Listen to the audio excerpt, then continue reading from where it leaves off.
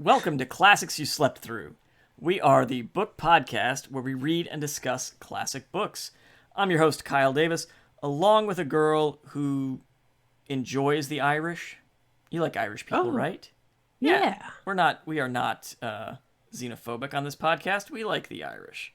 Unlike some of our other friends here, but we're going to get to Ireland. We'll get into Ireland. I loved I Ireland. feel like we have not done this for a while, Mare. I feel like I haven't. Feel like that? I feel like I haven't seen you in a dog's age, as they say. It's very been a strange long expression. time.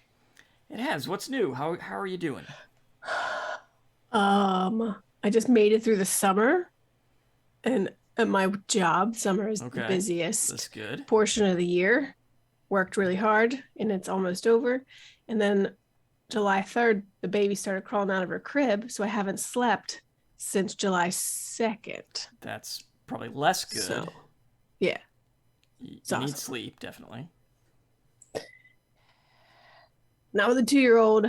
Not with a 2-year-old. Definitely not. And that is why, folks, we have been so empty, so missing from your podcast feeds, because my niece doesn't like to sleep. So hopefully we'll get that straightened out, because we are right at the end here. Oh my God, it's getting so good. Today we're going to discuss chapters 16 through 20 of Mary Shelley's Frankenstein. And then for next time, y'all are going to finish the book, and we're going to be done, and we're actually going to hit a big momentous, our 100th episode extravaganza is coming up. So that's going to be very exciting. And if you're watching us on YouTube, my camera is just very unstable tonight and is probably giving you motion sickness. So Stop touching the table. I very much apologize for that. This is an absolutely horrible desk that I have, and the vibrations are miserably bad on this thing. I'm gonna throw up. I'm very movement sensitive. There's a lot of movement on my camera tonight. I'm not real happy with it. Anyway, that's a quick plug. If you're just listening to us on audio, you can watch these discussion episodes in all of their video glory over on YouTube. Just search for Classics You Slept Through. You too can get carsick while watching YouTube. Exactly.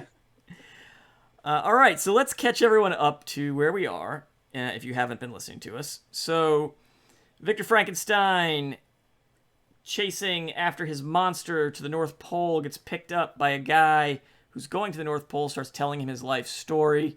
Long story short, Victor goes off to college, discovers how to build life, builds a monster, puts life into it, gets scared, freaks out, monster runs away for a year or so.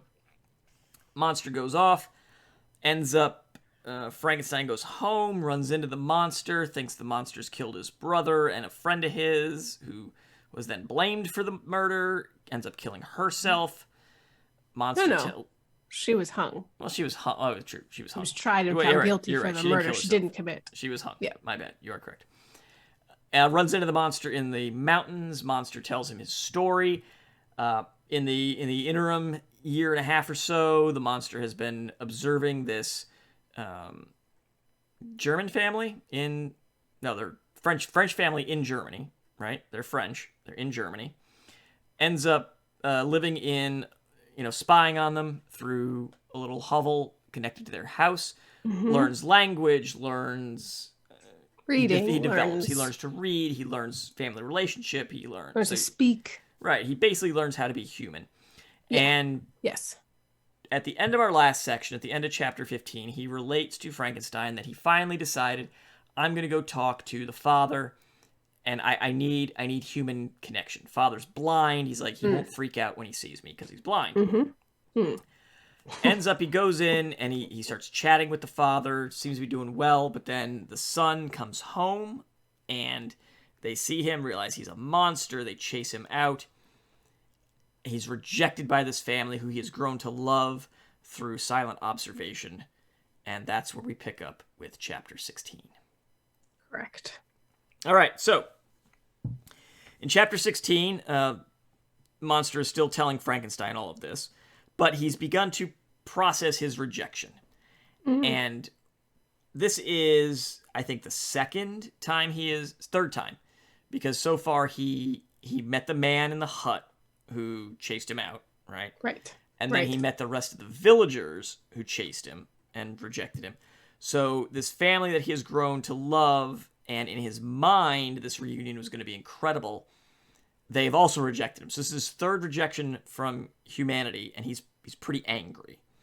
It's like meeting your favorite celebrity or YouTuber, and they're like, I don't actually care about you. And you're like, but I watch you every night as I sleep. And they're like, don't care. I don't know you. Stop touching me. And then you go home and you're very, despondent, rejected, and he wants to kill himself. Okay, that brings up two questions. Number one, do you have a favorite YouTuber? And number two, have you ever touched them? Maria, Gentle Whispering, yes. And no, I've never seen her or touched her, but I do fall asleep to her every night. All right, so Maria, if you Maria. need to put the restraining order in, please do it now, so my sister does not touch you. She doesn't live in Maryland anymore. She moved to California, so it's very unlikely. You're not stalking her at all. Okay. Once she came to Philadelphia to see the fireworks. I mean, she put it on YouTube. I'm not stalking. I just log in. Oh, okay. I'm a little disappointed. I was going to say that I thought I was your favorite YouTuber. That is very disappointing that you chose to go that route. But no. Mom falls asleep to us every night, but that's a mom thing. I'm not gonna listen to your voice as I fall asleep. No, my own voice puts me to sleep, so it's all right. I have to say, well, okay, I guess maybe I do have a favorite YouTuber. Okay, I don't like the term YouTuber as just a old man thing, because YouTube culture and YouTube drama I get a life. I mean, come on. I don't know. Would you prefer a tuber? No, I just don't like the concept of a YouTuber as a thing. Oh, yeah. I mean, I respect it as if you're actually creating something, but if you're just a YouTuber who just talks and opines or whatever half these people do and become famous doing it, that's where I kind of draw the line. I'm like, all right. Well, isn't that the same as like talk radio? Well, I don't like them either. I don't listen to talk radio either. Oh. Well, yeah. Fair, yeah. I don't like sports radio. I don't like talk radio. If you're not actually doing and yet here we are hoping people listen to us talk. The irony is thick, and I'm not immune to it. All right. There's no one else worth listening to. That's what it comes down to. Not. But see, we also read the book, so we're also providing a service. Mm-hmm. I'm not just intellectual service. Right. I'm not just giving hot takes on sports. Like I'm actually. It'd be like. If I was first playing the sport and then giving my hot take on the game that I just played, that'd be a little different. I guess it's sort of like NBA athletes who have their own podcasts. They're playing, and then they're also talking to current players and podcasts. So that's okay. That's okay, yeah, because you're doing something. I don't know. Anyway. Okay. That's my tangential rant on YouTube culture. But then who is your favorite YouTuber? It's almost like a private thing to ask an old person like us. Yeah, it kind of is. You don't even want to admit you have it. I guess it is. Sungwon Cho, his handle is ProZD. He does skits, and he's a voice actor, and he reviews board games, and I don't know. That's my guy. That's my favorite YouTuber. I mean, unless really you count. Cool. See, would you count Ryan George as a YouTuber? He just does skits. Like he doesn't do other stuff. Oh man, I don't know. Ryan George would be my other one, so I like him a lot as well. All right, how many subscribers do they have? Oh, in the millions. I'd have to look it up. Millions. I don't know offhand. Yeah, they're big. They're big guys. Yeah. Anyway, yes, you can tell we haven't podcasted for a while, folks, because we're just we're rambling. This is a discussion episode. This is the real stuff. This is what the people pay for. All right. Frankenstein monster. All right, so he's pretty upset. He feels like the universe is mocking him, and he's kind of despondent. After a while, yeah, very. Well, he doesn't eat or do anything. He just kind of lays around like he's moping. He's depressed. He wishes he'd killed himself. Yeah. Yeah, he's pretty upset. But then his physical needs rouse him, and he's like, I gotta eat. I'm hungry. I gotta pull myself together. Come on, Frank. Come on, Junior. Get yourself together here. He goes back to the cottage. And he just happens to run into the the son is there with the landlord. and he just happens to hear that they're going to break their lease and they're leaving. So they're Mm-hmm. not coming back. He was hoping Nope. that he could maybe smooth things out. He was hoping he could like fix things, but he finds out, okay, they're so freaked out. They're like, we don't care. We're giving up our security deposit. We're out of here. So he goes back that evening and he decides he's just going to torch it to the ground. He just burns it to the ground. Yes. He just destroys this cottage. I guess the landlord's going to get the insurance money. I don't know. So maybe I agree with this works out decision. in the end. I don't. The I wanton agree with destruction this of decision. the cottage. Yeah, burn it to the ground. Okay. Burn all it, JR. Do it. All right. Have you you've seen the? It's an old SNL skit. Jason Sudeikis doing John Tesh writing the theme to the NBA and the NBA on NBC in the 90s. No. Oh, it's so okay. I will put it in the show notes. It's very good. Just burn it down, Teshes. Anyway, it's good. All right, so Junior then says, you know what? I have some. He had some notes because he's wearing Frankenstein's jacket that he took when he left way back when. Mm-hmm. And Frankenstein had mentioned Geneva, so he's like, you know what? I got nothing better to do. Let me go to Geneva. Fortunately, he had picked up geography from the family, and he knows how to get to Geneva from Germany, so he's going to do that. And so he's going, and now he runs into another sad incident. There's a little girl in the forest, and she's like running away from somebody. Like they're kind of being playful. So it's maybe like her dad or her uncle or something. And she falls into the river, and she's drowning. She can't swim, obviously. So Junior goes and picks her up out of the water, saves her. But the family freaks out. And shot. He shoot him. So They shoot. I guess it's open carry back then. The guys just happened to be armed at the time, and they shoot Frank in the shoulder, and he goes off to heal, which definitely brings up the question how dead flesh heals. I guess he has blood. I mean, is his tissue regenerating? I don't know. Maybe he just gets used to it. It could be. The pain stops. Because he does say something about he doesn't know how to get the ball out. Like he didn't even know if it was still in there, if it went out the other side. He had no way to kind of fix himself up surgically. Well, eventually he gets close to Geneva, and he's napping, and he hears a noise, and he wakes up, and there's a little child. And so now he's like, all right, I've been rejected 4 times now by humanity, but hey, kids, right? Kids don't have prejudices. I can make friends with this guy, right? Clearly, he's never met a child before. Exactly. So he was sleeping in the back of a cave, and this child was, at the front of the cave making noise, and that's what woke him up. So he starts to say, hey, we could be friends, and grabbing him. And the kid, rightfully so, kind of freaks out like there's this giant dude that comes out of the back of the cave.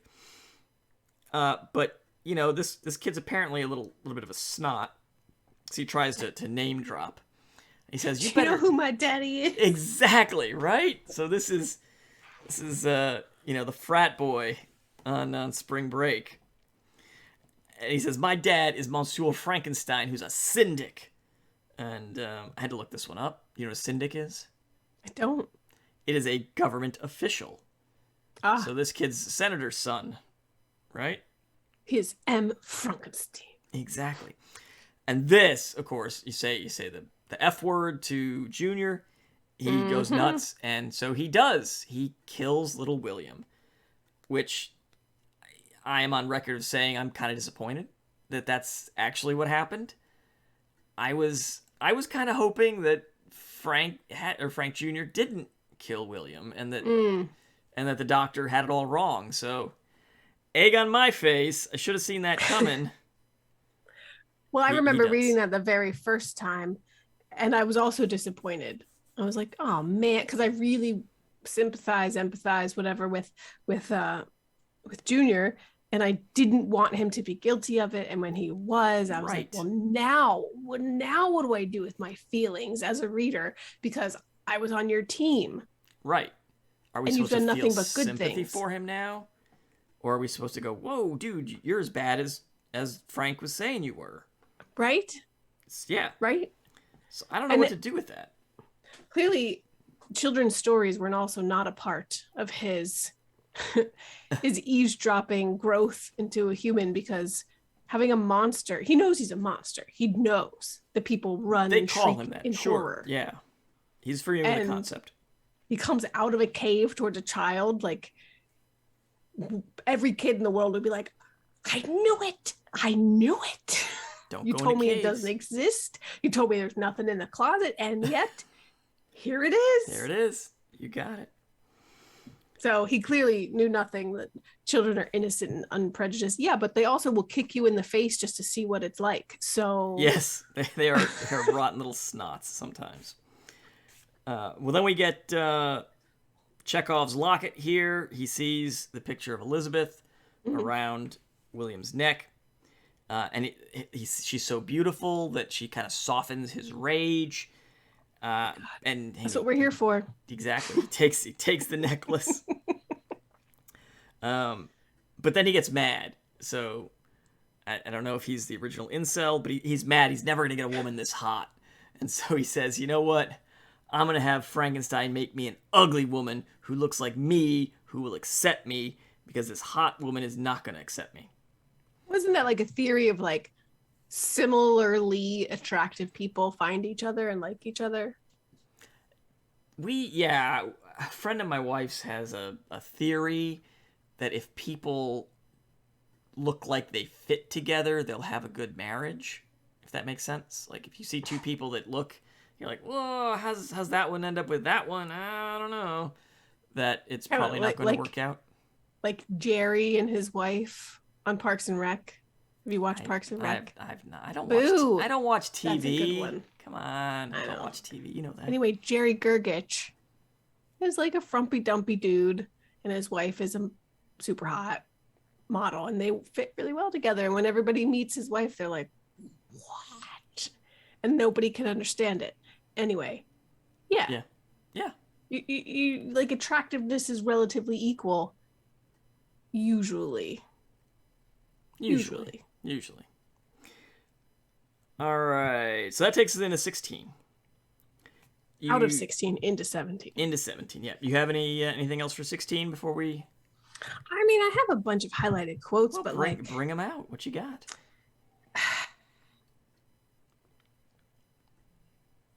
I don't know. It's his utter rejection. So he blames Frankenstein, right, for everything because he's his creator, and that was the ultimate first rejection. Oh, true. This is true. Right. So I guess it counts up to 5, really, not 4. I forgot to count and Frankenstein now, in there. The family has rejected him, and he thought, like, but now I'm a person, or at least this is what I'm thinking he's thinking. Now I'm a person. I can speak. I can read.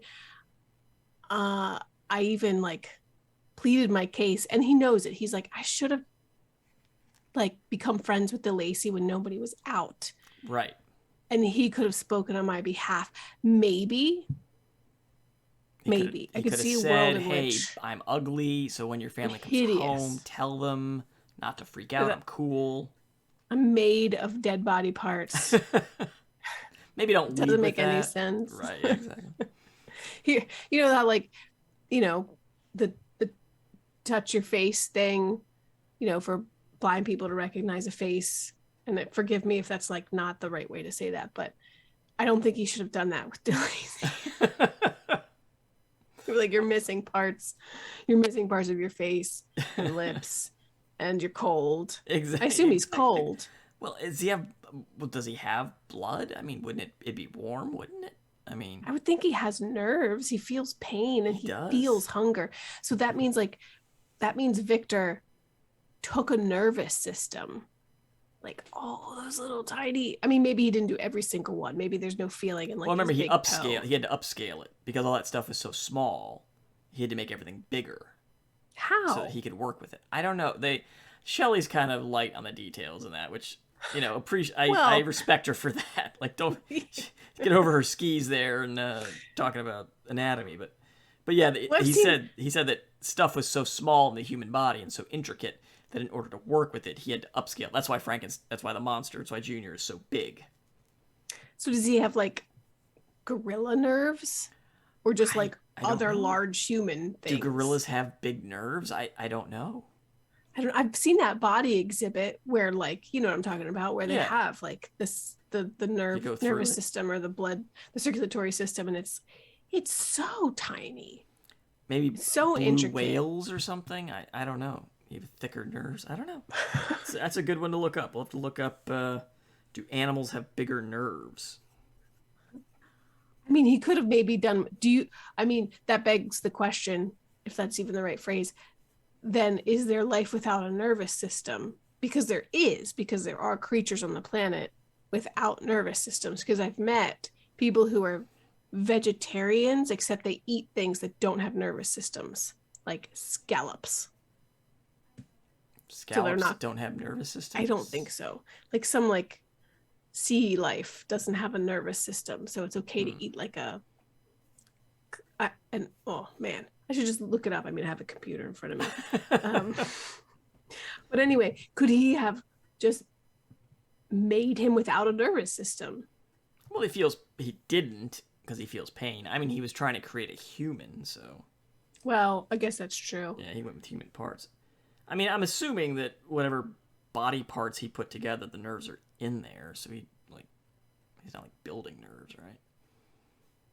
I don't think so. Clams, do they have a nervous system? All of this just comes to the point. Sea Why didn't he just urchins? take a complete cadaver and just reanimate the guy?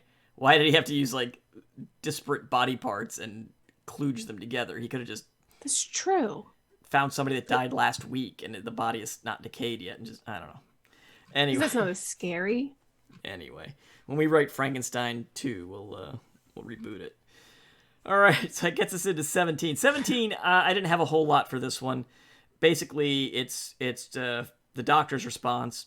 Frankenstein gets angry. He refuses the request. He's like, "No, you're evil. You're gonna destroy humanity. If I built you a woman, that would be two of you.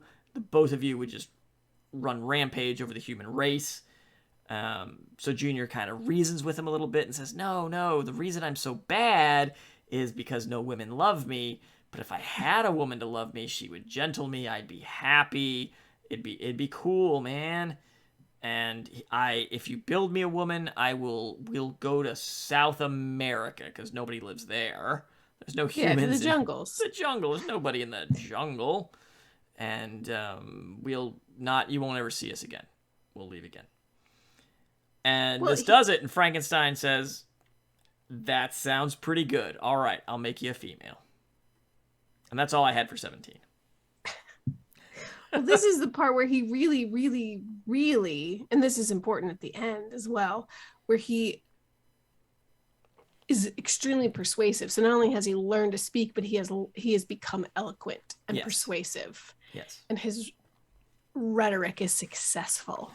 Which is that not the pinnacle of human Yeah. I mean, progress? he I could mean, have browbeat him and, physically intimidated him to do yeah, his bidding, but he didn't. He reasoned rationally with him.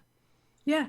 Oh, what it says, he says, and instead of threatening, I am content to reason with you. I am malicious because I am miserable. Am I not shunned and hated by all mankind? You, my creator, would tear me to pieces and triumph. Remember that, and tell me why I should pity man more than he pities me. You would not call it murder if you could precipitate me into one of those ice rifts and destroy my frame, the work of your own hands. Shall I respect man when he condemns me? Let him live with me in the interchange of kindness, and instead of injury, I would bestow every benefit upon him with tears of gratitude at his acceptance. But that cannot be. Human senses are insurmountable barriers to our union. He's like, people will Yeah. never accept me. No. Never. And if you destroyed me right now, you wouldn't consider yourself a murderer, Right. which is like, I mean, that was his aim. I mean, Frankenstein, swung at him when he first saw him, and Junior just sidestepped. Like, he could have, retaliated, and he didn't. and he's asking for companionship and for love because he knows he will never get it from humans. Never. Right. And he says, if I cannot inspire love, I will cause fear, and chiefly towards you, my arch enemy, because my creator, do I swear, inextinguishable hatred. I will work at your destruction, nor finish until I desolate your heart, so that you shall curse the hour of your birth. I mean, it's pretty pretty persuasive. We've seen he's got a temper. I mean, he killed William and he burnt down the cottage. He's got some temper to him. Yeah. And he's not wrong in the fact that not only has every human he's ever encountered not just been like ew, but like run and screamed in fear and quit their life and left their cottage, all of it. Right. But the person who made him has been cruel and pitiless and made him and immediately ran away. And he's able to convince him to bring Victor Frankenstein to some sort of moment of pity and compassion where he sees like his like, oh, I maybe even it's even Victor's ego to think like, oh, I am the creator. Yeah. That's right. I am like God. I mean, he did this thing that he was working towards. He should be proud of it, I guess, at some level. I guess. And he says at the end, I had no right to withhold from him the small portion of happiness which was yet in my power to bestow. So like, you made this guy, his life is miserable. It's your fault. And you were the only one who could relieve it. How could you not, is the argument. Right. Nobody else is creating a woman for him, so just you. Right. I mean, if the internet existed back then, he could totally find his like niche group of ladies who would be into him. They would. He could find it. He could have his OnlyDeadParts.com. Yeah. There you go. There's a website for everybody. I'm sure he probably could. All right, so that... It's true. Yeah, so that brings us into 18. So Frankenstein has agreed to create this female. And he goes home, but he can't start. Like, he's so worried. He keeps talking himself out of it. Just can't start building it. And it's because it's disgusting, too. Right. Remember, he couldn't even look at the tools after he did it. Yeah, he doesn't want to do it because he knows what the end result is. And he seems kind of sad at home, and so his dad wants to talk to him. He's like, hey, man, you should marry Elizabeth, because I kind of been setting that up since you were like a little kid. That's kind of why we adopted her. A little gross, a little skeevy, because she's like a sister to him or a cousin or whatever. All of it. It's a little problematic. But he agrees to it. He says, yeah, you're right. That's all I've ever wanted to do, really, is marry Elizabeth, which... I don't know, it doesn't seem like Frank's really been doing that. If that's really his aim, he hasn't really been working towards that, but good on him for wanting to marry Elizabeth. Well, women just wait around until you decide. Well, back then, so technically he doesn't have to do anything, and she's just like, me, when shall I be wed? Well, as we read in not true. Northanger Abbey, all you have to do is kind of say, like, hey, I like you, and now you're engaged. So, woohoo. It's kind of all you need. Although I don't think Mary Shelley would be down with that. Probably honestly. Not. Hopefully not. Certainly not her mom. She did not write her female characters in such a way that indicates that, but nevertheless. Oh, I have to tell you, because you're the one person who's going to understand. I was irrationally angry at Edna Pontellier the other day. I was so angry at her because... Did you push her out into the ocean? She doesn't need to push. Doesn't need a push. She's good. I was so mad at her because Chick has a nanny. She doesn't call her the nanny, but they have a nanny. She's got tons of money. They've got a vacation home, a regular home, and her husband doesn't even care. She's got a side piece with her own apartment. And then she sends her kids off to her in-laws who are like, we're happy to keep them for as long as you need. And she still walks out into the ocean. It's because the Still side walks out piece to was the mad ocean. that she had a side piece. Well,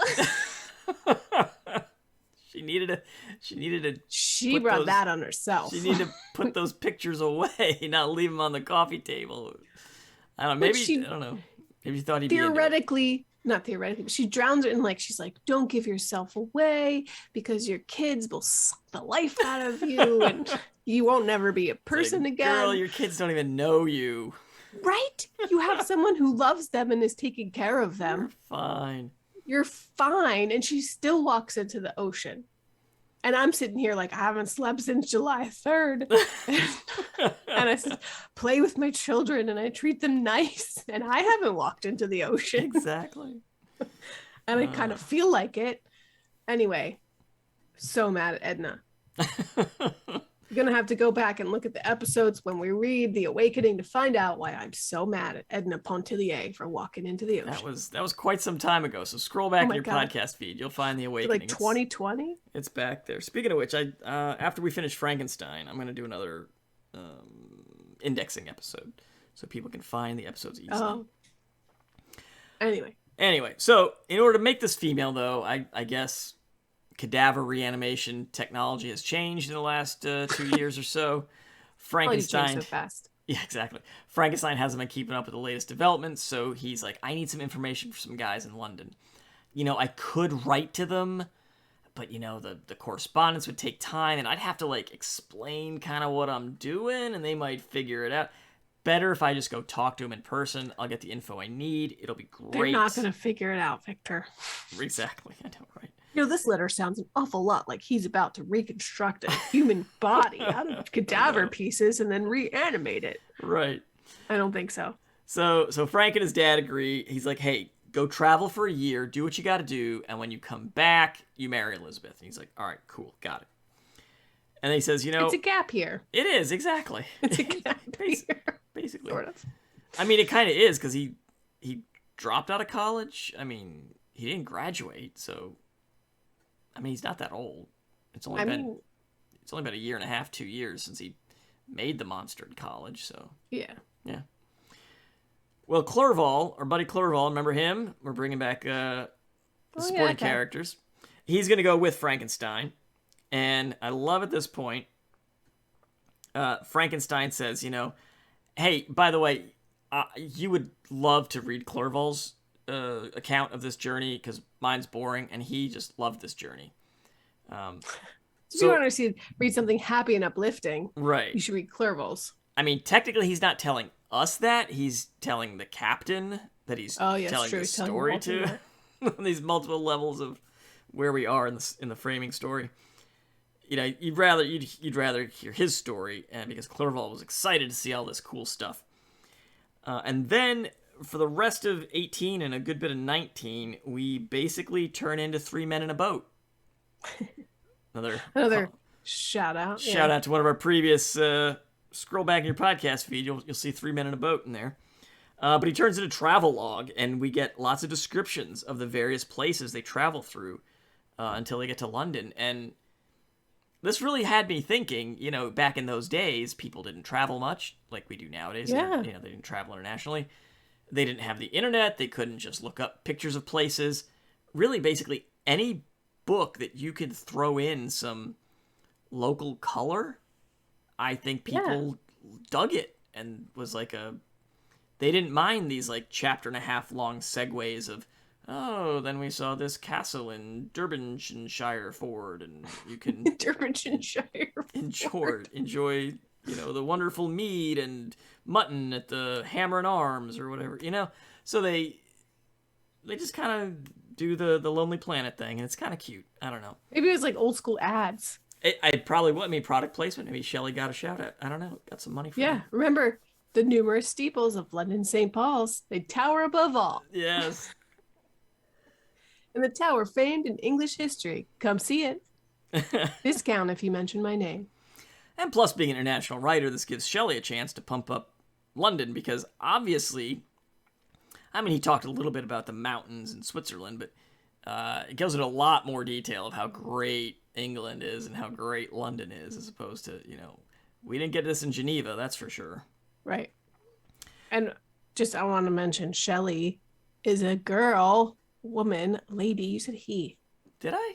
Female writer. Female. She's a Female she. writer. I know she's a she. I Mary. know you know. Okay. Did I say he? Whatever. Our author. I mean, maybe she doesn't have a PGP, but I don't know what it is. But Yeah. I think she's a she, her. She could be a they, them. I think back in those days, most likely.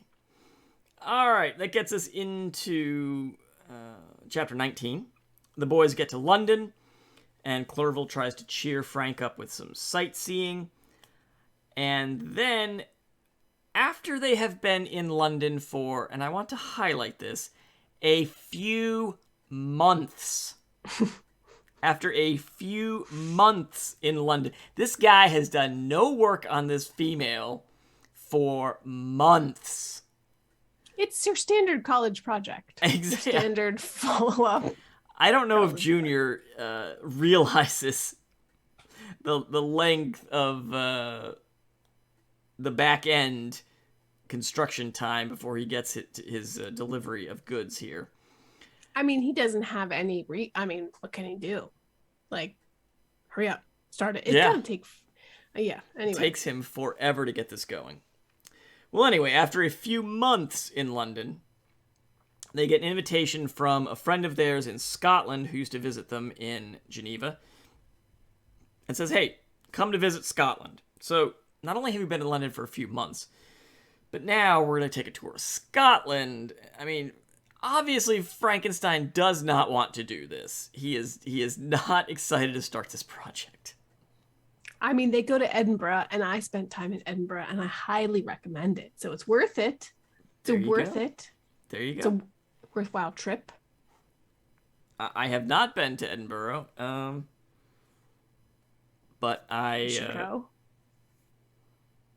You know, I like Ewan McGregor, so hey, sure, Scotland sounds great. My only Scotland story is when I was in Iraq in 2003.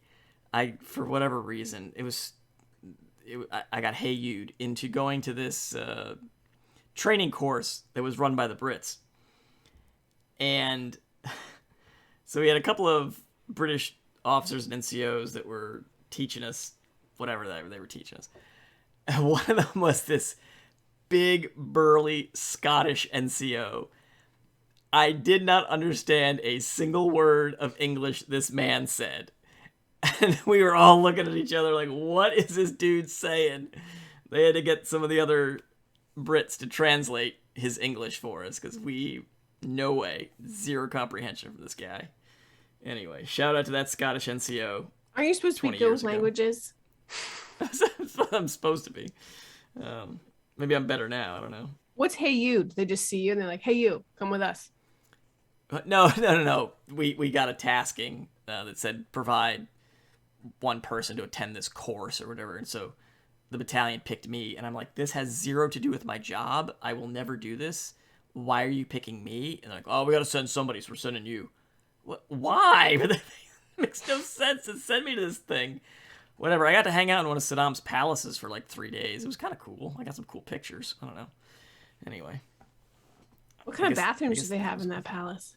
Well, it's not just a palace. It was a complex. So there was there's a lake, and there was probably 50 buildings on this thing, and we were just like in this one little outbuilding way down by the water. I don't know. It was still cool. It was pretty wild. It was kind of cool. I got to tour around some of the buildings and see where people were. And, I don't know, it was kind of neat. Whatever. It's a cool experience. But at the time, I was like, why are you sending me to this training? It was like patrolling. And I'm like, I don't patrol. I shoot artillery from this headquarters. I don't go anywhere near. I don't go anywhere. Send one of the guys that actually does this. But anyway, that's neither here nor there. So even though Frank says he abhors society, he's gonna go. And I just said to myself, he's been in London for months. He abhors society. He's not been doing this project. What the heck is Frank doing in London all this time? He's just mopey sulking next to Clerval. He must be. And Clerval's just like bouncing around all happy and loving what he's seeing. Yeah. It's wild. So anyway, they go up to Scotland, and we get more travelogue as they travel. So that's kind of fun. And eventually, they are getting up there to Perth, and Frank decides he's going to leave Clerval. Mm-hmm. And he says, man, you go on and see our friends, which I don't know that they're really Clerval's acquaintances. So it's kind of bizarre that he's sending Clerval ahead on his own. He says, I want to just explore Scotland on my own. I'm just going to wander the, what do they have in Scotland? What do they call the hills? They call them hills. Do they? I thought the Scottish, well, they have moors, right? The Scottish moors. That's a thing. Don't they have, like I thought there's their like hills another are word for 'em. huge. Yeah, but there's like another word for them, like specifically Scottish. What? The heath, the Scottish heath, right? There you go, right? I don't know. I'm getting messages from the beyond over here. Scottish heath? I don't know. Scottish heath is a widespread. Heath is widespread across Scottish hills, making it a distinctive aspect of our landscape. Much of it is only maintained through human intervention, however. Distinctively Scottish. Of purple and pink heather is one of Scotland's The Scottish iconic Highlands. There you go. There can be only one.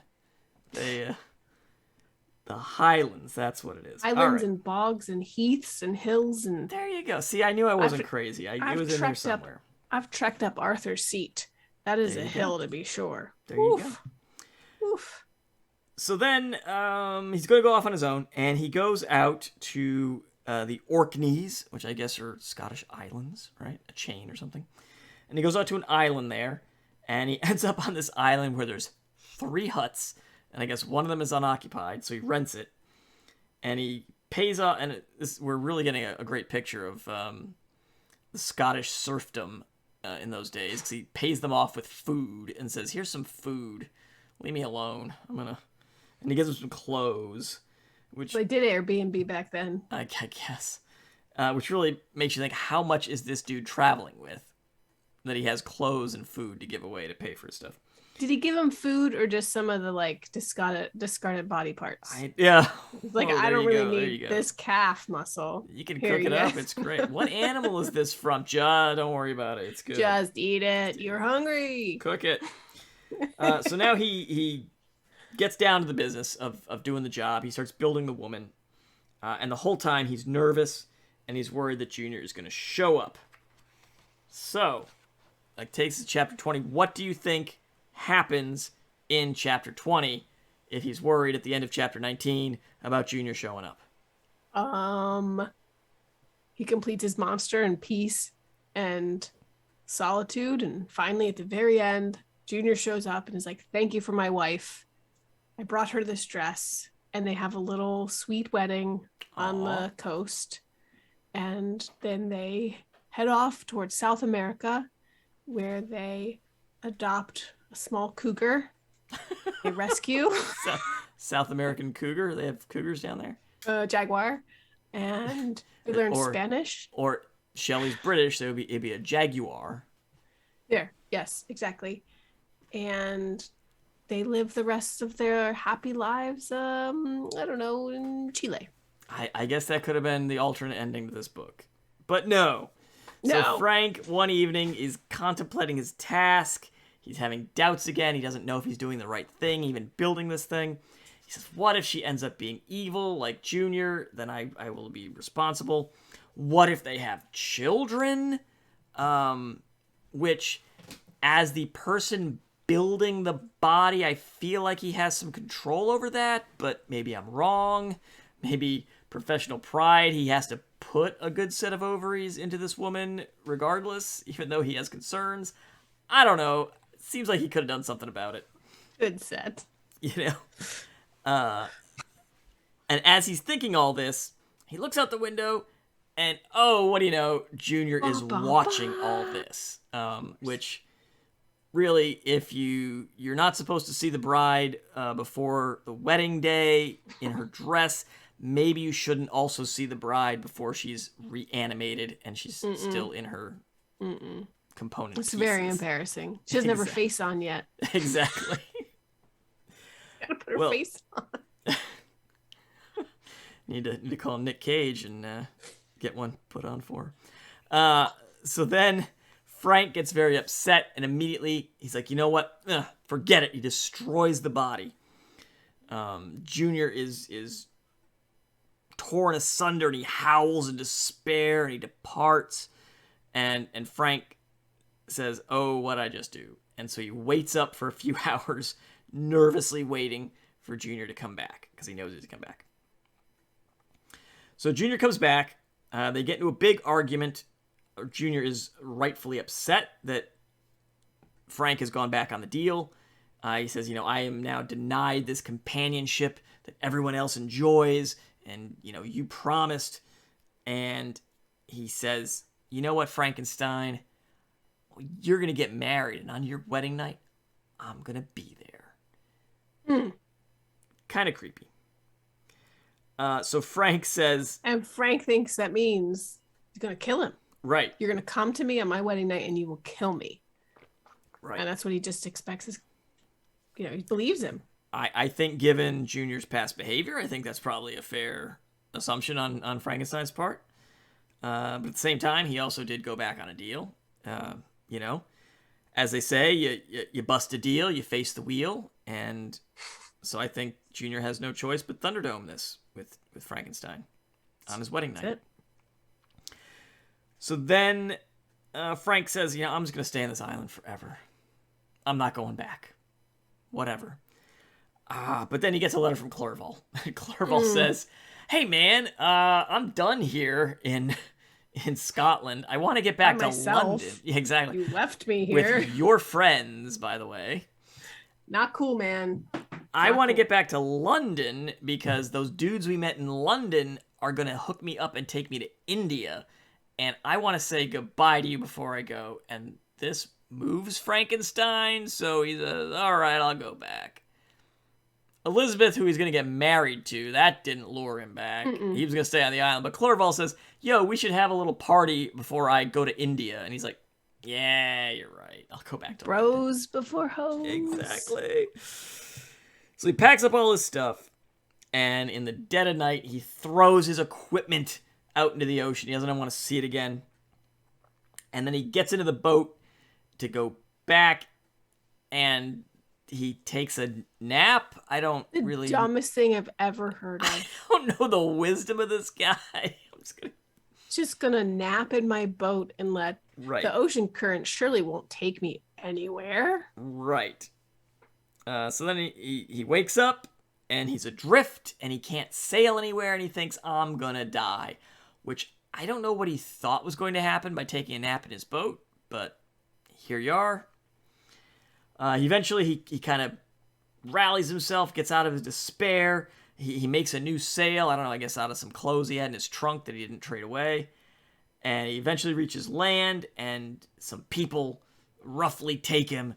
And he's like, what do you mean? He's like, you need to go see the magistrate for coming onto our land. He's like, what are you doing? What do you mean? I thought you were friendly to foreigners. Oh, we like foreigners, but when they don't have ill intent like you here in dun-dun-dun Ireland, which I have to keep wondering about Frankenstein's intelligence level here.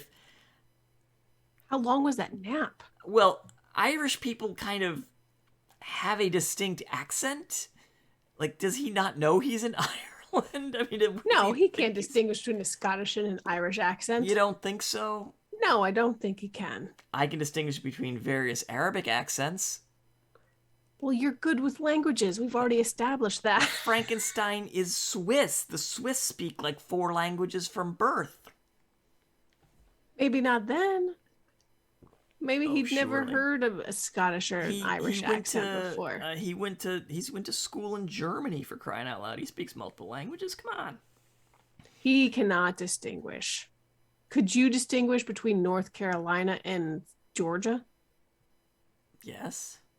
Florida, Texas and Louisiana? And Alabama? Sure. Well, Texas and Louisiana. Those are two of the easiest. Well, Irish and Scottish, they're pretty distinct. I don't know. All right. What about Alabama and North Carolina? Alabama's like a real slow. Yeah, a little slower. Slow. Mm-hmm. Mm-hmm. Yeah. I can definitely do Virginia. A little more. Anyway. Anyway. All right. So that takes us to the end of chapter 20. Anything for this section that we didn't hit that you want to chat about? The picture, I think the thing that stands out, other than falling asleep in his boat and letting himself drift all the way to Ireland. Ow. I just hurt myself. Podcasting's a dangerous profession. A profession. Hobby. All right, whatever. Weird side gig that our spouses get angry about. Yeah. Not even a gig. The undertaking of carrying all these dead body parts with him for however long and then hiding them in the boat. Weren't they hidden in the boat? Or his tools? He hid a bunch of stuff. They'd have to have been. And then just like a 5-year-old getting mad at his Legos that didn't go right, just messing it all up. And it falls on the floor and you got to clean it up. Like, I don't know if he should have continued to go through with it, but I think that actually I think I do. I think I still empathize with Junior, and he deserves someone, although it's a fair point, and I think it was made at some point in the book. Who's to say that monster would even give 2 thoughts to him? She would even like him. She's gonna have to go through her own crisis, her own rejection from society, and then finally be like, fine, I guess we have to be together. Well, right? Would she not have had to go through her own journey? Yeah, I mean, I think the thought was he was going to raise her, which brings up sort of ethical concerns. Like, would she view him more as a father than a lover at some point? Maybe he'd be content with that, though. Maybe if she was a daughter figure, maybe he'd be fine with that. That would give him something to care for. And why did we can't confirm this, but why would Frankenstein even bother making sex parts for these creatures? Well, that's what I said when he was worried about them having children. Like, Frank, this is kind of in your control, buddy. You can take care of that when you're building her. You know, you don't have to worry. It shouldn't be a concern of yours. Yeah. Well, I mean, I think he did it out of he wanted to prove he could. Make all the parts a fully functional, human. Functional. I mean, that's even like wrought with. I mean, did he have to test things out to make sure it was fully functional? Ooh, I mean, he's by himself in that room for a long time before Clerval showed up. This concludes our episode. It does. So, this brings us to the end of this episode. For the next time, folks, we're going to finish Frankenstein. We will get through to the end of this book. Very excited about that. And we're also going to hit our big milestone. We have episode number 100 coming up, if you can believe that. Very exciting. So, it is, if we, forget what I'm even saying here. If you enjoy what we're doing here, we ask, hey, why don't you take 2 minutes and go over to Apple Podcasts, leave us a nice rating and review there. Tell us how we're doing, how you like the show. You can also go, if you're listening to us on Spotify, you can hit it and give us a little star rating, a little clicky there. It takes 5 seconds. Just do it, please. Clickety click. Exactly. 5 seconds. You can head on over to YouTube. You can like and subscribe all of our stuff on YouTube. Subscribe to our YouTube channel there. Just search for Classics You Slept Through on YouTube, or you can hit the show notes. Link is down there. You can also send us an email or follow us on any of our social medias. We are at CYSTPod on Twitter, Instagram, and Facebook, as well as our email, cystpod@gmail.com. Send us your thoughts. What are you thinking about Frankenstein, where it's going from here? Have you read it before? Have you not? What do you think? Let's get a little discussion, and we'll get some nice emails. We can open up the mailbag again, read some emails here on the pod. Emails are my favorite because you know what? I'm not so good at social media. I'm kind of like super over social media. Honestly, if you follow us on your social media, we are not overwhelming because that's a good thing. It's not intrusive. Yeah. It's a tweet here and there. It's a nice Instagram post every once in a while. Yeah. It won't take up much of your day. Won't be annoying. There are no reels. I'm not putting text on the screen and pointing to it. Dancing to whatever people are dancing to nowadays. Yeah. I don't even know. Not even doing that. I have no idea. No. We don't follow the trends. Not us. It's just too much time and effort on our part, folks. Sorry. But there will be occasional tweets and, posts here and there. Let you know what's going on with the pod. Let you know what book we're up to, where we're at, if we're doing any kind of special live stuff. Because we do, if you follow our Reddit, again, links in the show notes. We do some live reads on Reddit every once in a while. Just kind of spice things up. And not even always the book we're doing. We do seasonal stuff. Did some stuff at Christmas time that was fun. All kinds of interesting things we do every once in a while. You know what's cool about the next part of Frankenstein? That's what we call bonus content. What's that? It's the fact that it starts to take place exactly at this time of year. Oh, very good. There are diary entries and letters like August 15th, September 12th, which is an especially enchanting day of the year. It is Neil Peart's birthday, the greatest rock drummer of all time. Rest in peace, Professor. We love you. And that concludes the podcast. We're not doing any more episodes. Doing more podcasts. All right. My birthday. Yeah. Oh, that's right. That's right. My birthday. It's always been my birthday. Well, to be fair, it was Neil Peart's birthday a lot longer than it was your birthday. So, just throwing that out there. I also don't know how old I am. I said the other day how I was about to be a certain age, and both Mom and Ben were like, "That's not how old you're going to be." It doesn't even matter anymore. I have to do the math to figure out how old you're going to be. So, what? I had to do the math to figure out how old I'm going to be. Well, my math is easier. I have to subtract 7 from me, and that's how I figure it out. I just consider myself the next decade. I just round up, and I'm like, "Oh, I'm a 40-year-old woman," and Ben's like, "You're not. Close enough. You're not." May as well. It's close enough.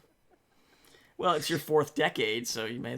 Your first one doesn't count, so it's your 0th decade. It counts. It counts. You could say you're in your 40s. It's fine. Join the club. Yeah, it's cool. Sure. All right. But I'm not. Well, that's all we got today. So thanks, folks. It is the summertime, and that means tryouts for fall sports are coming up. So hit those optional summer practices. Show some good attitude, and hopefully you'll make the team. Drink some water. Don't die. It's hot out there. Peace. Yes. I was waiting. I was waiting for you to do it or not. All right, peace. You did it. All right. Goodbye.